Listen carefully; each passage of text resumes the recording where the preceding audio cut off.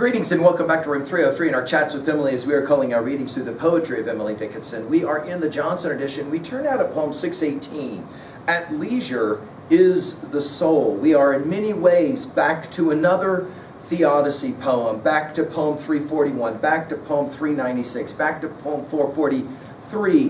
When this poem was published in the London Mercury in February of 1929, it also was published in the New York Herald Tribune Book Review of 10 March 1929. So this poem was popular in that spring of 1929. It is another theodicy. Our assumption is that you've been following our stuff at learnstrong.net down that left-hand side. Chats with Emily, a playlist. I'm hopeful that you've already worked through our set of introductory comments where we talked about our big five. About each one of these titles, we asked 5 questions. What does the text say about epistemology, what you can know?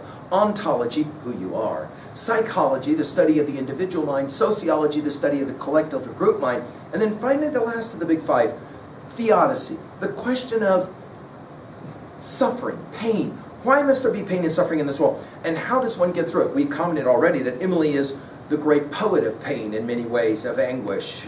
You'll recall that she in fact says it in poem 241, I like a look of agony because I know it's true. Now, our other assumption is that you've been reading our poems together with us. We just have finished with 617. Don't put up my threaded needle. And if you have, you'll be able to place this poem within another set of poems. The question is simple. How does the soul get through the pain and the suffering? She says it this way. At leisure is the soul that gets a staggering blow, the width of life before it spreads without a thing to do. It begs you give it work, but just the placing pens or humblest patchwork children do to help its vacant hands. The only time that vacant gets used in all of Emily's poetry is in this poem, and I think it's a significant word. Noisy, by the way, was the other option for her, and she went with vacant. Notice we begin with the idea of leisure. She'll use this word in 9 different poems. It takes us back to 244 in our study. You'll remember it. It is easy to work when the soul is at play, she says in that theodicic poem. Notice here, at leisure is the soul. By the way, notice we go from leisure to work. That gets a staggering blow. Now, when we get to 859, just to remind, soul used in 67 of her poems. When we get to poem 659, a doubt if it be us assists the staggering mind in an extremer anguish until it footing find.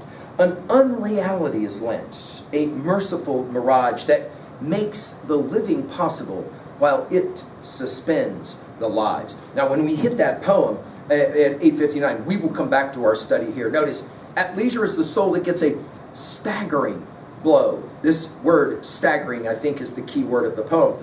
The width of life, we might say, the fullness of life, before it spreads the soul. Without a thing to do, the key word maybe in the whole poem is the word without as well. What do you do when a major catastrophe, something staggering hits you? Notice the soul will beg you give it work. Ask for something to do from leisure to work. But, and here the word but is almost like if only, just the placing pens, we're back to the thread and needle of 617. But just the placing pens, our humblest patchwork, we're back to the stitching of 617. Dash, children do. In 71 of her poems, she mentions child or children.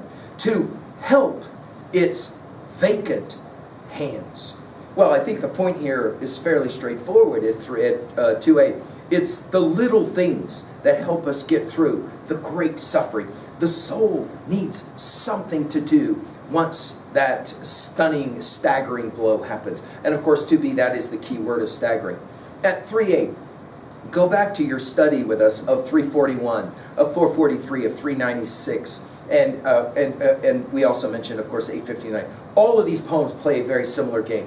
There is a way, Dante said it, there is a way to get through hell, but the only way is up on your feet. This is no time to tire. That Canto 24 passage of Inferno, Dante.